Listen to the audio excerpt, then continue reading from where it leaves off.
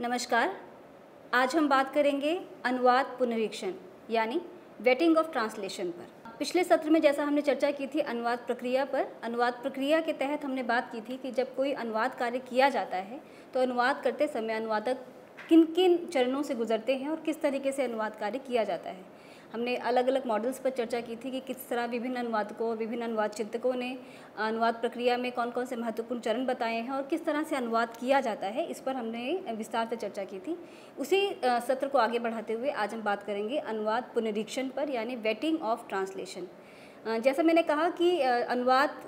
प्रक्रिया के 3 महत्वपूर्ण चरण होते हैं। बहुत सारे चरणों से अगर हम संक्षेप में बात करें तो 3 जो महत्वपूर्ण चरण हैं वह है विश्लेषण, अंतरण एंड जो तीसरा है वह है पुनर्गठन। यानी विश्लेषण के तहत हम पाठ को, अनुवादक या अनुवादिका पाठ का अध्ययन करते हैं, अध्ययन करके उसका भाषाई या संकल्पनात्मक आधार पर या शैली के आधार पर, विषय के आधार पर उसका विश्लेषण करते हैं। फिर उसका अंतरण किया जाता है यानी भाषांतरण किया जाता है और फिर उसका एक फाइनल टेक्स्ट जिसे हम पुनर्गठन कहते हैं, फाइनल टेक्स्ट तैयार होता है। इस तरह अनुवाद की जो प्रक्रिया है वो अनुवादक के स्तर पर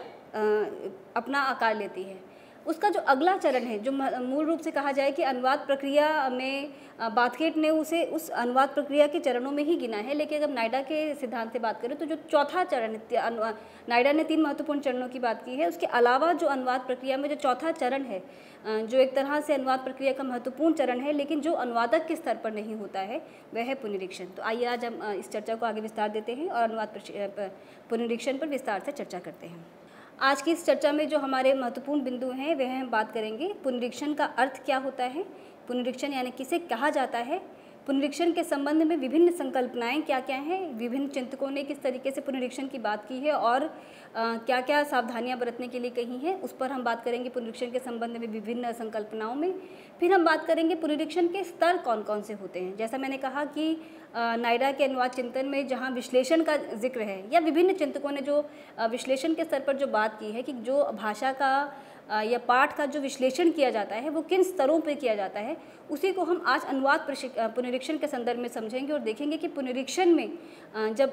पाठ का अनुवाद के बाद पाठ को देखा जाता है तब किन किन स्तरों पर, किन किन आधारों पर उस पाठ को पढ़ा जाता है और उसमें सुधार किए जाते हैं और उसका पुनरीक्षण किया जाता है। पुनरीक्षण के स्तर जैसा मैंने कहा भाषाई संशोधन और दूसरा है संकल्पनात्मक संशोधन, और आज का अंतिम चरण रहेगा पुनरीक्षण करता कौन। तो इन सब महत्वपूर्ण बिंदुओं पर बात करेंगे आज हम। और जैसा मैंने कहा कि इससे पहले मैं अक्सर चर्चा करती रही हूँ कि अनुवाद किसी भी सभ्य समाज के लिए या किसी भी समाज के विकास के क्रम में एक ज़रूरी कड़ी के रूप में देखा जाता रहा है। हम जो दुनिया भर का ज्ञान या विश्व के अन्य स्रोतों से जो ज्ञान प्राप्त करते हैं, ज्ञान के जो विभिन्न क्षेत्र हैं, चाहे वह साहित्यिक ज्ञान हो या गैर साहित्यिक हो, ज्ञान के जो विभिन्न आयाम हैं, नॉलेज टेक्स्ट के रूप में जो बहुत सारा ज्ञान या विभिन्न क्षेत्रों में जो ज्ञान का जो खजाना है वो हम तक अनुवाद के माध्यम से पहुंचता है, यानी एक भाषा से दूसरी भाषा में अंतरण के माध्यम से। अनुवाद के बहुत सारे प्रकार हैं, उस पर भी हम चर्चा पहले कर चुके हैं। आज हम बात करेंगे अनुवाद पुनरीक्षण पर, और चर्चा का आज के जो इस सत्र में हम किन किन बिंदुओं पर बात करेंगे वो इस तरह है। इस मॉड्यूल के बाद आप जो समझ पाएंगे वह यह है कि पुनरीक्षण किसे कहते हैं, किसे पुनरीक्षण कहा जाता है, पुनरीक्षण से संबंधित विभिन्न संकल्पनाएं कौन कौन सी हैं, पुनरीक्षण के विभिन्न स्तर कौन कौन से हैं और पुनरीक्षण करते कौन हैं।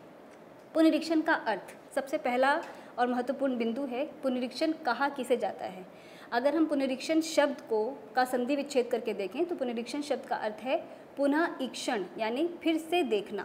जैसे अनुवाद के संदर्भ में कहा जाता है कि पनुवदन, कहे हुए को फिर से कहना, उसी तरह पुनरीक्षण का का अर्थ हुआ पुनः ईक्षण, यानी ईक्षण मतलब देखना, यानी किसी पाठ को या किसी वस्तु को या किसी भी देखे हुए एक पाठ को फिर से देखना, उस पर फिर से विचार करना। अंग्रेज़ी में पुनरीक्षण के लिए वेटिंग शब्द का प्रयोग होता है। वेटिंग यानी पाठ को फिर से देखना। आज जब हम इसे पाठ को फिर से देखना के संदर्भ में जब हम बात कर रहे हैं तो यहाँ देखना का जो अर्थ है वह उसके संशोधन से है, यानी जब अनुवाद करने के बाद अनुवादक या अनुवादिका 3 महत्वपूर्ण चरणों प्रक्रिया के अनुसार जो 3 महत्वपूर्ण चरण हैं उन्हें कंप्लीट करके, उन्हें पूर्ण करके जब एक अंतिम पाठ प्रस्तुत करते हैं जिसे पुनर्गठन कहा जाता है, उसके बाद उसे एक अलग व्यक्ति, अलग अनुवादक कहा जाए या एक अलग व्यक्ति उसे फिर से देखते हैं और उसमें भाषाई और संकल्पनात्मक रूप से संशोधन करते हैं, तो इसे पुनरीक्षण कहा जाता है। स्पष्ट है कि जैसे मैंने कहा कि वेटिंग को अंग्रेज़ी में पुनरीक्षण को वेटिंग कहा जाता है। वही अर्थ है कि एक पाठ का भाषाई, संकल्पनात्मक, शैलीगत या जो उसका तथ्यों या कथ्यों के आधार पर जो संशोधन का जो काम बाकी रह जाता है, उसे एक बार देखकर उसमें फिर से संशोधन करना और उस पाठ को इस तरीके से तैयार करना कि वह एक कंप्लीटली, जैसे कहा जाए कि पूर्णतः एक अनुवाद के बाद और एक तीसरी दृष्टि से गुजरने के बाद एक अंतिम पाठ के रूप में किस प्रकार तैयार होकर अपने पाठकों तक या अपने लक्ष्य समाज तक पहुंचता है। तो ये इस संदर्भ में हम पुनरीक्षण को देखते हैं। पुनरीक्षण की आवश्यकता, पुनरीक्षण अनुवाद प्रक्रिया का व्यवहारिक दृष्टि से अगला एवं अंतिम चरण है। जैसे मैंने कहा कि नायडा अपने यहाँ जब चिंतन करते हैं तब 3 महत्वपूर्ण चरणों की बात करते हैं और पुनरीक्षण को वो इससे बाहर रखते हैं। लेकिन जब बातकेट अपनी अनुवाद प्रक्रिया में इसका जब चर्चा करते हैं 7 चरणों की, तो उसमें वे पुनरीक्षण को भी एक चरण मानते हैं। तो इस तरीके से कहा जाता है कि उसका अंतिम चरण अगला चरण है, लेकिन अंतिम चरण माना जाता है। और ये अक्सर ये बहस रहती है कि पुनरीक्षण कौन करता है या कौन करते हैं। तो कई बार पुनरीक्षण स्वयं अनुवादक करते हैं और कई बार पुनरीक्षण के लिए एक अलग व्यक्ति या अलग अनुवादक या अलग भाषाविद की ज़रूरत होती है जो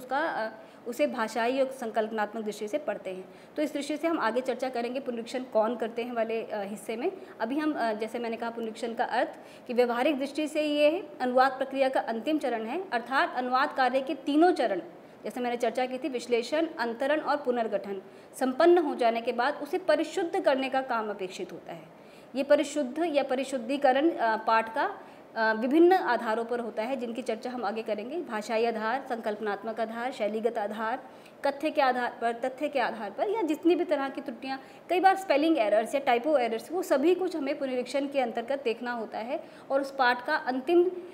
जिसे कहा जाए कि फॉर्मेट संपादन करके अंतिम रूप देकर उसे हमें व्यापक समाज के लिए तैयार करना होता है। तो इस दृष्टि से देखा जाए तो पुनरीक्षण अनुवाद प्रक्रिया का महत्वपूर्ण चरण है, जिससे गुजरकर ही आप कह सकते हैं कि एक संपूर्ण पाठ प्राप्त करने की कल्पना कर सकते हैं। अब हमें ये चर्चा करनी है कि पुनरीक्षण के विभिन्न संबंध में जो विभिन्न संकल्पनाएं हैं वे क्या हैं। अक्सर ये कहा जाता है कि पुनरीक्षण करने के लिए, जैसे अनुवाद के लिए कहा जाता है कि मूल रचना का अनुवाद करते समय अनुवादक से ये अपेक्षा रहती है कि उसे 2 भाषाओं के ज्ञान के साथ साथ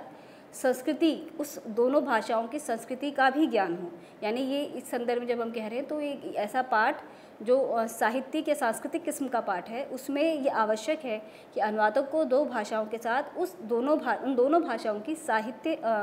संस्कृति और सामाजिक जो पृष्ठभूमि है या सामाजिक निर्मिति है उसकी भी जानकारी हो, उसको ज्ञान हो। इसी तरीके से जब ज्ञानात्मक साहित्य की बात की जाती है और ज्ञानात्मक साहित्य के अनुवादक या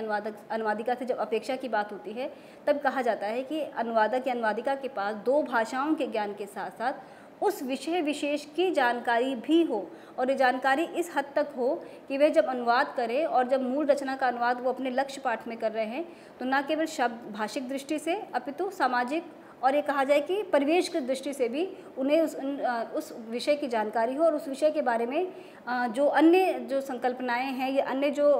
एक तरह से कहा जाए कि जो नई या सद्य जो जानकारी है उसमें आ रही हैं उसके बारे में भी उससे अपेक्षा की जाती है कि उसे जानकारी हो। पुनरीक्षण भी एक तरह से कहा जाए तो अनुवाद के ही काम का विस्तार है। जिस तरह की अनुवादक किसी और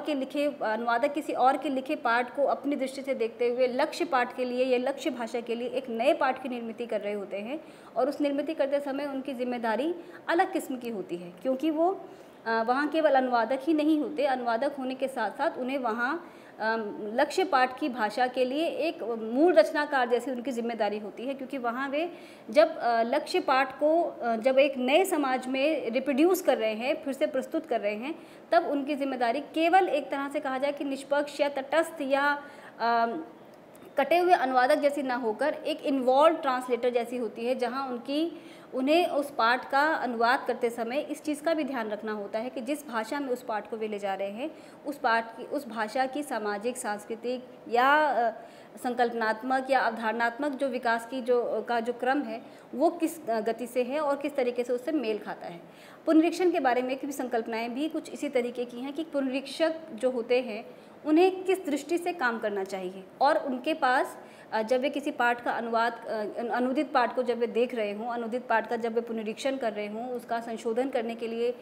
जब उनके पास कोई पाठ आए तो उन्हें उसे किस किस दृष्टि से देखना है, इस पर अक्सर बहस होती है और उसी बारे में पुनरीक्षण के संबंध में जो विभिन्न संकल्पनाएं हैं उसकी चर्चा की गई है।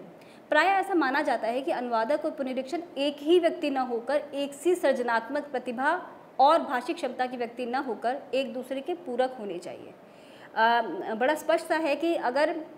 जिन गुणों की अपेक्षा एक अनुवादिका या अनुवादक से की जाती है, अगर वही समान गुण अगर हमें पुनरीक्षक में भी मिल जाएं तो वो बेहतरीन बेहतरीन पुनरीक्षण हो सकता है। लेकिन उसके अलावा भी पुनरीक्षक से कुछ उम्मीदें होती हैं जो शायद इसी कारण अनुवाद को पुनरीक्षण की ज़रूरत होती है, या उसे फिर से देखे जाने की ज़रूरत होती है, या उसे कहा जाए कि वेटिंग की ज़रूरत होती है। तो इसका अर्थ जो यहाँ कहा गया है कि वो एक दूसरे के पूरक हों, यानी कि अगर कोई गलती या किसी भी तरीके की चूक, चाहे वे भाषाई चूक हो या संकल्पनात्मक चूक हो या अवधारणागत कोई गलती हुई हो, या कहा जाए कि वर्तनी की अशुद्धियाँ हों, भाषा विन्यास में या वाक्य विन्यास में किसी तरह की अशुद्धियाँ रह गई हों, या इस तरह की कोई भी अशुद्धि जो अनुवादिका या अनुवादक के स्तर पर रह जाती है, उसे ढूंढने का काम हमारी अपेक्षा पुनरीक्षक से होती है। इसलिए कहा जाता है कि जो चूक अनुवादिका या अनुवादक के स्तर पर हुई है, वही चूक अगर पुनरीक्षक में भी रह जाएगी तो अच्छा पुनरीक्षण कार्य नहीं हो सकता। इसीलिए अपेक्षा की जाती है कि पुनरीक्षक मूलतः अनुवादक या अनुवादिका के पूरक होने चाहिए, कि जो कमियाँ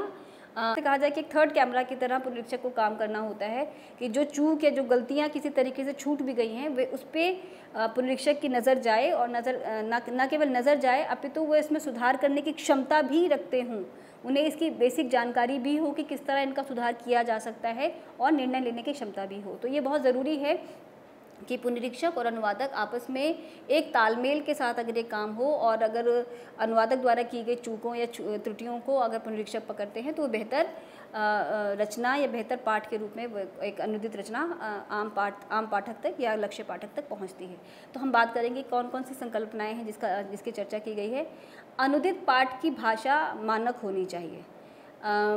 अक्सर ये होता है कि जब कोई अनुवादिका या अनुवादक, और हम सभी जानते हैं जिस तरह अगर हम भारत के संदर्भ में ही अगर बात करें तो भारत जैसे बहुभाषी बहुसांस्कृतिक देश में बहुत सारे न केवल भाषाएं बोली जाती हैं, फिर तो सांस्कृतिक विभिन्नता भी है, और भाषाओं की विभिन्नता के साथ या उसकी विविधता के साथ हमारी जो वर्तनी है, या कहा जाए कि हमारा जो भाषा को प्रयोग करने का जो हमारा तरीका है एक एज इंडिविजुअल, वो किसी दूसरे व्यक्ति से विभिन्न भाषी समाज या विभिन्न पृष्ठभूमि वाले समाज से आने के कारण उनमें वो विविधता देखी जा सकती है। तो ये बहुत ऐसी अपेक्षा की जाती है कि अगर किसी पाठ का अनुवाद किसी खास भाषी व्यक्ति ने किया है तो उसका पुनरीक्षण करते समय जो दूसरा व्यक्ति हो जिसे हम पुनरीक्षक कहते हैं वो उसी भाषी समाज से ना हो, या इसे इस तरीके से भी कहा जा सकता है कि चाहे किसी भी भाषी समाज से हो, लेकिन पुनरीक्षक के पास एक मानक भाषा को बरतने की समझ होनी चाहिए। मानक भाषा हम सभी जानते हैं, किसी भी भाषा का जब मानकीकरण की प्रक्रिया से जब कोई भाषा गुजरती है और उसका शब्दों को लेकर, प्रयुक्तियों को लेकर, वर्तनी की दृष्टि से या विन्यास की दृष्टि से जब हम किसी भाषा के एक खास स्वरूप दे देते हैं, उसे हम भाषा का मानकीकरण कहते हैं। आज उस पर विस्तार से चर्चा करने का यहाँ कोई स्कोप नहीं है, लेकिन जब हम यहाँ अपेक्षा कर रहे हैं पुनरीक्षक से कि उसकी भाषा मानक होनी चाहिए, अनुदित पाठ की जो भाषा है मानक भाषा होनी चाहिए। और जैसा मैंने कहा कि मान लीजिए कि आप किसी एक पर्टिकुलर सोसाइटी या पर्टिकुलर भाषी समाज से आप संबंध रखते हैं, मान लीजिए आप पंजाबी समाज से संबंध रखते हैं, और पंजाबी समाज से होने के कारण व्यक्तिगत रूप से अगर मैं कहूँ तो कुछ प्रयुक्तियाँ या शब्द इस तरीके के भी मेरे जहन में हो सकते हैं जो मेरे आम जीवन में मैं प्रयोग करती हूँ, और जिसका मुझे आभास ना हो कि ये शब्द शायद मानक भाषा के अंतर्गत उसके दायरे में नहीं आते हैं। तो ऐसे शब्दों का प्रयोग या कई बार ऐसी वर्तनियों का प्रयोग या कई बार प्रयुक्तियाँ, इस तरह भाषा की दृष्टि से हम देखें तो हमारे समाज में अलग अलग भाषी लोग अलग अलग तरीके से भाषा का व्यवहार करते हैं। एक ही शब्द का उच्चारण अलग अलग भाषा में अलग अलग मिल सकता है। कई बार उस उच्चारण का प्रभाव हमारे लेखन में भी पड़ता है और हमारी वर्तनी भी उससे अशुद्ध होती है, जिसका कई बार हमें आभास नहीं होता। तो पुनरीक्षक से अपेक्षा की जाती है कि न केवल अगर संभव हो सके तो वह अनुवादक से विभिन्न भाषी समाज का हो, और यदि संभव ना हो तो ये ज़रूरी है कि पुनरीक्षक के पास मानक भाषा को बरतने की समझ होनी चाहिए और उसे मानक भाषा की समझ होनी चाहिए, ताकि अनुवादक के स्तर पर जो गलतियाँ या चूक जो रह गई हैं शाब्दिक दृष्टि से या भाषा के विभिन्न आधारों की दृष्टि से कहा जाए, व्याकरणिक दृष्टि से, तो उन त्रुटियों को पुनरीक्षक सुधार सके और उसे एक बेहतर पाठ बना सके। जब हम भाषा के मानकीकरण की बात कर रहे हैं तो ये स्पष्ट है कि हम ऐसे ही शब्दों या ऐसे ही प्रयुक्तियों की बात कर रहे हैं जहाँ मानकीकरण अपेक्षित है। कई बार जब हम साहित्य का अनुवाद कर रहे होते हैं तो साहित्य के अनुवाद में रचनाकार ने जानबूझकर इस तरह की त्रुटियां की होती हैं। अगर हम इसे त्रुटि के संदर्भ में देखें तो जैसे अगर मैं कहूँ कि अगर कोई पहाड़ी भाषी समाज का कोई साहित्य है तो उसमें जो प्रयुक्तियाँ हैं या भाषिक प्रयुक्तियाँ या जो प्रयोग हैं, उच्चारण हैं, वो जानबूझ के उस पूरे माहौल को या कहा जाए उसके पाठ के प्रति और परिस्थिति के प्रति विश्वसनीयता पैदा करने के लिए जानबूझकर भी ऐसी त्रुटियाँ की जाती हैं। तो जब हम त्रुटियों की या भाषा के मानकीकरण की बात कर रहे हैं तो हमें ध्यान रखना होगा कि ज्ञानात्मक साहित्य के संदर्भ में विशेष रूप से ये बात है और साहित्य के संदर्भ में भी यदि है तो उन्हीं प्रयुक्तियों की बात है, ये उन्हीं प्रयोगों की बात है जहाँ भाषा का मानकीकरण अपेक्षित है। ये हम प्रयोग के माध्यम से समझते हैं कि जब कोई पाठ हमारे सामने होता है तो उसके जो कहा जाए कि उसके जो सामाजिक सांस्कृतिक जो अलग किस्म की प्रयुक्तियाँ हैं जिसे जानबूझकर रचनाकार ने उस तरीके से रखा है उससे छेड़छाड़ भी ना हो, इसका भी हमें अनुवादक होने के नाते और पुनरीक्षक होने के नाते दोनों ही स्तरों पर इसका ध्यान रखे जाने की आवश्यकता है। क्योंकि कई बार होता ये है कि पुनरीक्षक होने के नाते हमें ऐसा भी लगने लगता है कि हमारे पास पाठ को ठीक करने का एक तरह से नैतिक और कहा जाए कि हमारा अधिकार क्षेत्र है, तो उसमें ऐसा अधिकार क्षेत्र में ऐसा ना हो कि जो मूल रचनाकार ने या जो अनुवादक ने जिस चीज़ को जानबूझकर मूल रचनाकार की रचना प्रक्रिया को ध्यान में रखते हुए या उनकी प्रयुक्तियों को ध्यान में रखते हुए जिन शब्दों को रिटेन किया है उनका अनुवाद ना हो जाए। तो हमें इसीलिए अनुवाद को अक्सर अनुवाद प्रक्रिया के तहत जब कहा जाता है या अनुवाद को लेकर जब विभिन्न चिंतक बात करते हैं तो अनुवाद को इसीलिए एक जटिल कार्य माना जाता है, क्योंकि इसमें एक साथ कई सारे चीज़ें जुड़ी होती हैं, जिसमें हम मूल रचनाकार का भाव या उसकी पृष्ठभूमि भी कह सकते हैं, अनुवादक या अनुवादक का अपना समाज और सोचने का तरीका, और फिर उसके बाद जब पुनरीक्षण की दृष्टि से जब वो पाठ गुजरता है तो इन विभिन्न चरणों से गुजरकर ही कोई रचना अंतिम स्वरूप प्राप्त करती है। तो इस दृष्टि से बहुत ज़रूरी है कि जब हम किसी भी पाठ की भाषा को या शब्दों को या उनके प्रयोगों को देखें तो अच्छा पुनरीक्षक होने के नाते हम उसके मूल रचना के साथ उसका तादात्म्य बिठाते हुए ही उसमें पुनरीक्षण का प्रयास करें। दूसरा जो महत्वपूर्ण बिंदु है वह ज्ञान प्रधान साहित्य का अनुवाद सहयोग से हो तभी अधिक अच्छा होता है। यदि अनुवादक विषय विशेष का विशेषज्ञ है तो पुनरीक्षक भाषा विशेषज्ञ होना चाहिए। जैसे मैंने शुरुआत में कहा कि अनुवादक से या अनुवादिका से अपेक्षा की जाती है कि जब वे किसी पाठ का अनुवाद कर रहे होते हैं तो अनुवाद करते समय उन्हें दो भाषाओं के साथ साथ साहित्य के संदर्भ में साहित्य और सांस्कृतिक साहित्य के संदर्भ में संस्कृति और ज्ञानात्मक साहित्य के संदर्भ में विषय विशेष का ज्ञान होना भी आवश्यक है, और ये ज्ञान उसी स्तर तक हो जिस स्तर तक एक बेहतर अनुवाद करने के लिए उसकी अपेक्षा है। पर पुनरीक्षण के स्तर पर जैसे हमने पीछे भी चर्चा की अभी कि अनुवादक के साथ पुनरीक्षक को पूरक की भूमिका निभानी चाहिए, यानी कि जो त्रुटियां या जो गलतियां या किसी भी तरीके से जो गैप्स किसी भी कारण से अनुवाद के स्तर पर रह गए हैं वे पुनरीक्षण के स्तर पर ना रहें। तो इसमें जैसा इस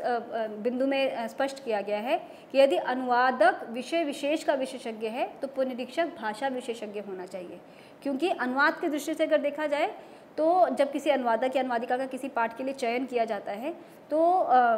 चाहे वे विभिन्न एजेंसियां हों या अलग अलग संस्थाएं या समाचार पत्र या प्रकाशक या प्रकाशन गृह, जब पूरी इंडस्ट्री कहा जाए, जब किसी अनुवादक अनुवादिका का जब चयन करते हैं तो जो उसके जो कहा जाए कि उनसे जो मूल अपेक्षाएं होती हैं उनको ध्यान में रख के ही किसी अनुवादिका या अनुवादक का चयन किया जाता है। पाठ की ज़रूरत के हिसाब से जिस तरह का पाठ है उसी तरीके की मनस्थिति या उस तरह की पृष्ठभूमि या उस तरह की कहा जाए कि बुनावट वाले ही किसी व्यक्ति से अनुवाद की अपेक्षा की जाती है। तो हम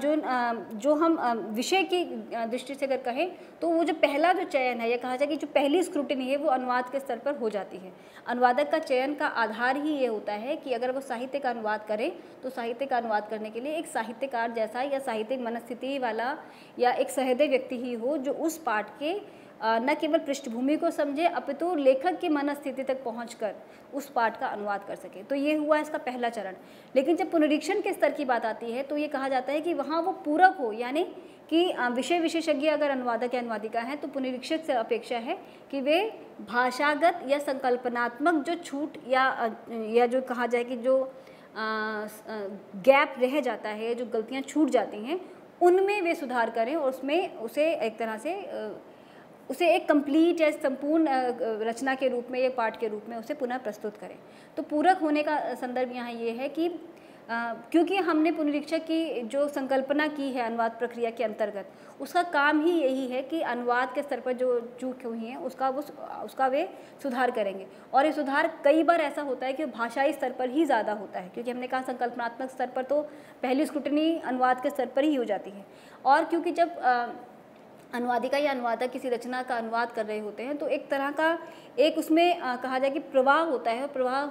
करते समय या अनुवाद करते समय कई बार भाषाई त्रुटियां या वाक्य विन्यास के स्तर पर कुछ गलतियां या कहा जाए व्याकरणगत कुछ चूक या वर्तनी के स्तर पर गलतियां या टाइपो एरर्स या इस तरह का जो भाषाई दृष्टि से जो गलतियां हो जाने का जो संभावना है या एक जो आशंका है वो ज़्यादातर हमें पाठ में देखने को मिलती हैं। इसलिए पुनरीक्षक से अपेक्षा की जाती है कि वे भाषा विशेषज्ञ हों और साथ ही उस विषय की इतनी जानकारी अवश्य रखते हों कि अगर संकल्पनात्मक कोई गलती है तो उसमें भी वे सुधार कर सकें। तीसरा जो महत्वपूर्ण बिंदु इस बारे में जिसकी चर्चा की जाती है वह सृजनात्मक साहित्य के अनुवाद में अनुवादक और पुनरीक्षक का एक जैसा न होना अपेक्षित है। अब देखिए कितना ये बिंदु जिस पर पुनरीक्षण प्रक्रिया के अंदर जिसकी चर्चा की जा रही है कि हम ये अपेक्षा करते हैं कि जब कोई अनुवादक या किसी अनुवादिका का चयन किसी पाठ के लिए किया जाता है, और ख़ासतौर पर जब हम यहाँ सृजनात्मक साहित्य की बात कर रहे हैं तो सृजनात्मक साहित्य में अपेक्षा की जाती है कि अनुवादक या अनुवादिका उसी मानस के या उसी पृष्ठभूमि के या उसी स्तर के सहृदयता रखने वाले हों ताकि वे पाठ के साथ अच्छा व्यवहार कर सकें और उसका बेहतर अनुवाद कर सकें। जैसे अगर कविता के अनुवाद के संदर्भ में कहा जाए तो कविता का अनुवाद के लिए न केवल 2 भाषाओं का ज्ञान हो, 2 संस्कृतियों का भी ज्ञान हो, और उसके साथ कविता क्योंकि एक शिल्पबद्ध एक विधा है तो उसके शिल्प की बारीकियों की समझ भी अनुवादक को हो और उस शिल्प के साथ भी वो उसी तरह का ट्रीटमेंट कर सके कि अनुवाद करते समय वो शिल्प भी साथ में पूरी तरह से अनुदित हो और लक्ष्य पाठक उसी तरह का आस्वाद आए जैसा कि उसे मूल में आया था। पर अगर जब यहाँ हम अनुवादक के स्थान पर जब हम पुनरीक्षक की बात करते हैं तब यह अपेक्षा की जाती है कि सृजनात्मक साहित्य के अनुवाद में अनुवादक और पुनरीक्षक का एक जैसा न होना अपेक्षित है। इसे आप इसके जो पिछला जो हमने बिंदु अभी चर्चा की जिसके ज्ञान प्रधान साहित्य के संदर्भ में उसी क्रम में अगर इसको देखें तो वही बात सृजनात्मक साहित्य के संदर्भ में यहाँ की जा रही है कि यदि सृजनात्मक साहित्य के संदर्भ में भी पुनरीक्षक भी उसी मनस्थिति और उसी भावभूमि के अगर होंगे तो कई बार 2 अनुवादक आपस में मिल जाने के कारण अलग तरह की त्रुटियां हो जाने की संभावना हो जाती है। जबकि अनुवाद में पुनरीक्षण के स्तर पर जो बहुत हद तक जो त्रुटियां या कहा जाए कि पुनरीक्षण की जहां आवश्यकता होती है, वेटिंग की जहां ज़रूरत होती है, वो भाषाई स्तर की समस्या ज़्यादा होती हैं। जैसे ऊपर कहा गया कि भाषा के मानकीकरण के बारे में उसे ठीक से जानकारी हो, सही मानक शब्दों का प्रयोग करने की समझ हो, और इसी तरीके से जब आप साहित्य के अनुवाद के संदर्भ में कह रहे हैं तो ये ज़रूरी है कि अनुवाद करते समय अनुवादक से हो सकता है ये चूक हुई हो कि वे अनुवाद करते समय एक क्योंकि साहित्य के अंदर अनुवाद के संदर्भ में कहा जा रहा है तो ख़ास तरह के वो प्रवाह में भी हों, एक तरह के भावात्मक प्रवाह में भी हों और वो ऐसी कोई गलतियाँ कर जाएं जो उन्हें अनुवाद करते समय शायद उस समय अटकी ना हो या उसके बारे में उन्होंने ज़्यादा से विस्तार से ना सोचा हो। लेकिन जब पुनरीक्षक एक थर्ड आई की तरह से, एक तीसरी आंख की दृष्टि से जब उस पाठ को देखते हैं तब उनसे अपेक्षा की जाती है कि वे एकदम तटस्थ होकर, एकदम निष्पक्ष होकर और पाठ से बाहर रहकर वे उस पाठ का अध्ययन करते हैं और अध्ययन करके अलग अलग स्तर पर उसका विश्लेषण करते हुए और भाषाई और संकल्पनात्मक त्रुटियों को पकड़ते हुए उसका सुधार करते हैं। तो उसे इस पुनरीक्षक से अपेक्षा की जाती है कि जब वे पाठ का अध्ययन करते हैं तो अध्ययन करते समय भी उनकी दृष्टि एक विश्लेषणात्मक दृष्टि ही हो, वो पाठ में इस कदर न डूबें कि वो विश्लेषण करने की जो उनकी प्रक्रिया है, जो उनसे अपेक्षा है, वो कहीं पीछे छूट जाए। तो इस दृष्टि से जो पुनरीक्षण के संबंध में जो विभिन्न संकल्पनाएँ हैं उसकी चर्चा हमने यहाँ की। पीछे हमने भी चर्चा की जो पुनरीक्षण की जो विभिन्न संकल्पनाएं हैं वो किस तरीके से काम करती हैं और किस तरह से एक पुनरीक्षक से अपेक्षा की जाती है कि वे किन किन तरह की चीज़ों पर दृष्टि रखें, और जब वे किसी पाठ को पढ़ रहे हों, उसका पुनरीक्षण कर रहे हों, उसे वेटिंग की दृष्टि से जब वो देख रहे हों, तो उन्हें किन महत्वपूर्ण बिंदुओं पर विशेष रूप से ध्यान रखना है। तो इसी को हम पुनरीक्षण के स्तर कहते हैं, लेवल्स ऑफ वेटिंग, जिसमें 2 तरह के संशोधन की या इंटरवेंशन की अपेक्षा एक पुनरीक्षक से की जाती है। पहला भाषाई संशोधन, लिंगुअल इंटरवेंशन, और दूसरा संकल्पनात्मक संशोधन यानी कॉन्सेप्चुअल इंटरवेंशन। दोनों के बारे में कुछ संक्षेप में चर्चा पीछे हुई। अब हम थोड़ा विस्तार से चर्चा यहाँ करेंगे कि भाषाई संशोधन के अंदर कौन कौन सी चीज़ें होती हैं और पुनरीक्षक से किस प्रकार के इंटरवेंशन की अपेक्षा यहाँ की जा रही है, और उसी तरह संकल्पनात्मक संशोधन में क्या क्या चीज़ें होती हैं जिन पर अनुवादक को या पुनरीक्षक को अपनी नज़र रखने की ज़रूरत होती है। और जैसा मैंने कहा, नज़र रखने की ज़रूरत होती है तो बहुत ही क्रिटिकली उसे देखने की आवश्यकता होती है, और वहाँ पुनरीक्षक के इंटरवेंशन की ज़रूरत कितनी है। हमें एक चीज़ का ध्यान और रखना है कि कई बार किसी पाठ का जब अनुवाद किया जाता है तो अनुवाद करते समय उस पाठ को उसका जब अनुवाद कंप्लीट होता है तब ऐसा हो सकता है कि उसमें बहुत त्रुटियां ना हो, लेकिन क्योंकि एक प्रक्रिया के तहत पुनरीक्षक को रखा जाता है तो पुनरीक्षक से अपेक्षा होती है कि उसे देखेंगे। तो पुनरीक्षण के दौरान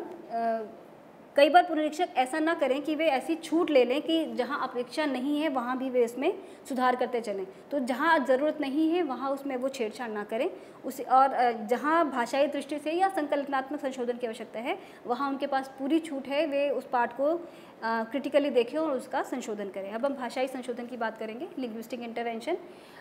व्याकरण सम्मत शब्द प्रयोग और वाक्य विन्यास सुनिश्चित करना। ये हमने देखा कि व्याकरणगत जो शब्द प्रयोग हैं और जो वाक्य विन्यास है वह पूरी तरीके से फॉलो हुआ है या नहीं हुआ है। कई बार जैसे अंग्रेज़ी से हिंदी में अनुवाद, में बहुत चर्चित सा उदाहरण ले रही हूँ, भाषा पेयर की दृष्टि से अगर कहा जाए तो जब अंग्रेज़ी से हिंदी में अनुवाद करते हो तो अंग्रेज़ी में अक्सर बहुत लंबे लंबे वाक्य लिखने की परंपरा है। अनुवादिका या अनुवादक अनुवाद करते समय कई बार उसी तरह के सेंटेंस फॉर्मेशन को फॉलो करते हैं, उसी तरह का एक तरह से उलझा हुआ सा वाक्य बना देते हैं। तो पुनरीक्षक को ये देखना होता है कि क्या वह भाषा, लक्ष्य भाषा के हिसाब से जो भाषा, उसका जो वाक्य विन्यास है वो उचित है या नहीं। तो इस दृष्टि से उन्हें देखना होता है। वाक्य विन्यास में वाक्य सौष्ठव, उपवाक्य, वाक्यांशों का क्रम बिठाना, ये उसी दृष्टि से अगर देखा जाए तो अंग्रेज़ी में हम देखते हैं कि बहुत कॉमा लगा लगा कर लंबे सेंटेंस को लिखा जाता है, कॉमा लगा लगा कर एक तरह से उसमें एक तरह का गैप लिया जाता है। लेकिन हिंदी में अगर इसकी भारतीय भाषाओं में और हिंदी में खासतौर पर ऐसी कोई परंपरा नहीं है। हिंदी में उसी भाषा को ज़्यादा सरल और संप्रेषणीय माना जाता है जहाँ वाक्य छोटे छोटे हों। तो उन वाक्यों को तोड़कर पुनः तरीके से उनका वाक्य सौष्ठव निर्धारित करना और उनके वाक्यांशों उपवाक्यांशों का क्रम बिठाना, ये भाषाई दृष्टि से आवश्यक है देखना। अवतरण संरचना और समग्र अध्याय और अध्यायों का उपयुक्त अनुक्रमण। कई बार ये भी होता है कि अनुवादक किसी हिस्से का पहले अनुवाद कर दिया, किसी का बाद में किया अपनी सुविधा के हिसाब से, तो क्या वो क्रमबद्ध तरीके से एक क्रम में है या नहीं, ये भी पुनरीक्षक से अपेक्षा होती है कि वो इसे देखेंगे। क्लिष्ट शब्द प्रयोग का परिहार और अन्य सहभाषाओं के प्रचलित शब्दों का प्रयोग जिससे वाक्य बोझिल और अनुवाद दुर्बोध और दुर्गम ना होने पाए। मैंने जैसे पहले ही कहा कि पुनरीक्षक ऐसा न करें कि जहां आवश्यकता ना हो वहां भी वे हस्तक्षेप करें। तो कई बार क्या होता है कि सिर्फ संशोधन कर देना है, इसलिए आसान शब्द की जगह कोई जटिल शब्द रख देना या जटिल शब्द की जगह कोई आसान शब्द रख देना। तो हमें ये देखना होगा कि पाठ की मांग क्या है और किस लक्ष्य पाठ के लिए उसका अनुवाद किया गया है। तो भाषा उस तरीके से हो जिस तरह का पाठ है, उसमें ज़बरदस्ती का इंटरवेंशन या ज़बरदस्ती का हस्तक्षेप ना हो, भाषा को बोझिल बनाने का प्रयास ना किया जाए। सहज और स्पष्ट हो, भाषा सौष्ठव और सज्जा, जैसे मैंने कहा उसका क्रमबद्ध तरीके से उसे रखना, उसके पूरे क्रम को ओरिजिनल के जो मूल है उसके क्रम के अनुसार उसे तय करना और उसे उस दृष्टि से देखना। विषय के साथ भाषा का अनुकूलन, जैसा मैंने भी कहा कि विषय की मांग क्या है भाषा की। ऐसा ना हो कि भाषा विषय सरल हो, भाषा बहुत संस्कृत निष्ठ कर दी जाए, या पाठ संस्कृत निष्ठ हो और आपने भाषा सरल कर दी। तो हमें उन दोनों के तारतम्य को देखना है, उसमें सामंजस्य बिठाते हुए ही बेहतर पाठ का निर्माण करना है। विशेष सम्मत शब्द प्रयोग और चयन जो भाव प्रवणता और विचार प्रवाह दे सके। सुनिश्चित करना कि कोई स्थल ना छूट गया हो। तो ये बहुत इंपॉर्टेंट होता है कि अनुवाद करते समय कई बार अनुवादों को ऐसा लगा कि कोई चीज़ टफ थी तो उस समय छोड़ दिया, फिर समय के दबाव में इस पाठ को सबमिट कर दिया या जमा कर दिया और फिर वो चूक जो रह गई। तो उसी तरह मैंने कहा कि पुनरीक्षक से अपेक्षा होती है कि वह तीसरी आंख की तरह काम करे और कोई जो चीज़ छूट गई है उन चीज़ों पर उनकी दृष्टि रहे और किसी तरह का त्रुटि या कोई किसी तरह का गैप उसमें ना छूट जाए। दूसरा जो है वह है संकल्पनात्मक संशोधन यानी कॉन्सेप्चुअल इंटरवेंशन। कॉन्सेप्चुअल इंटरवेंशन यानी जब हम संकल्पनात्मक दृष्टि से पाठ को देखते हैं। अस्पष्ट और संदिग्ध संकल्पना, कई बार होता है कि अनुवाद इस तरीके से जल्दबाजी में किया गया है या वो बहुत तकनीकी किस्म का है, तो उसमें जो कॉन्सेप्ट क्लियर करने की कोशिश की गई है, कहीं वाक्य छूट जाने की वजह से या बीच में से एक पैराग्राफ छूट जाने की वजह से वो संकल्पना ही स्पष्ट नहीं हो पा रही, या आधा अनुवाद हुआ है आधा नहीं हो पाया, जिसे हम आंशिक संकल्पना के संदर्भ में समझते हैं। तो ये ज़रूरी है कि जिस कॉन्सेप्ट को लेकर अनुवाद में शुरुआत की गई है वे कॉन्सेप्ट पुनरीक्षक की दृष्टि से होते हुए ये ज़रूर सुनिश्चित कर लिया जाए कि वह पूरी तरीके से अनुदित हुआ है और वो संकल्पना स्पष्ट हो गई है, क्योंकि हमें लक्ष्य पाठ की दृष्टि से उस पाठ को देखना है कि वो संकल्पना पूरी तरह से स्पष्ट होनी आवश्यक है। मूल संकल्पना से किसी तरह की छेड़छाड़ ना हो जाए, खासतौर पर जब हम ज्ञानात्मक संदर्भ में बात करते हैं तो जो मूल की जो संकल्पना है वो पूरी तरीके से अनुवाद के माध्यम से पहुंची है या नहीं, ये भी सुनिश्चित करना पुनरीक्षक का काम है। और निश्चित और असंदिग्ध संकल्पना, ऐसा ना हो कि अर्थ का अनर्थ हो जाए या पाठ अनुदित होकर कुछ और ही कहने लगे। तो ये हम देखते हैं भाषाई और संकल्पनात्मक संशोधन की दृष्टि से कि किस तरीके से अनुवादक को और पुनरीक्षक को एक तारतम्य के साथ बैठकर इस काम को अंजाम देना होता है। और पुनरीक्षक की से अपेक्षा होती है कि न केवल भाषाई अपितु संकल्पनात्मक संशोधन और क्रमबद्धता, पाठ के एक तरह से फॉर्मेट संपादन की दृष्टि से वो एक कंप्लीट पाठ बनकर अनुवादक के आम पाठक के सामने आए। अंतिम और महत्वपूर्ण प्रश्न जो बहुत ज़रूरी है, जिसको लेकर अक्सर कहा जा सकता है कि कुछ कन्फ्यूजन भी रहती है, लेकिन जैसा कि नायडा भी कहते हैं कि उन्होंने अनुवाद की जो प्रक्रिया बताई है उसमें 3 ही महत्वपूर्ण चरण बताए हैं, विश्लेषण, अंतरण और पुनर्गठन। हमने भी चर्चा जब ऊपर की तो हमने पुनरीक्षण को अंतिम चरण माना, लेकिन उसे अनुवादक की दृष्टि से नहीं। पुनरीक्षण अनुवाद को फाइनली सबमिट करने से पहले का अंतिम चरण है, लेकिन उसका जो काम है यानी पुनरीक्षण जो है वो कोई दूसरा व्यक्ति करे, यानी जिसने अनुवाद किया है, अनुवादिका या अनुवादक जिसने अनुवाद किया है उसे वे न देखकर कोई तीसरी आंख से या कोई दूसरा व्यक्ति उस पाठ को फिर से देखे, और तभी वो उसमें जो त्रुटियां हैं, चाहे वे भाषाई हो, संकल्पनात्मक हो, स्पेलिंग एरर के या वर्तनी के हिसाब से हों, टाइपो एरर्स हों, या किसी भी तरह का कोई छूट गया हो पाठ या अतिरिक्त जुड़ गया हो, या कहीं कोई किसी खास संपादन में कोई कमी रह गई हो, उन सारी दृष्टियों से तभी कोई व्यक्ति या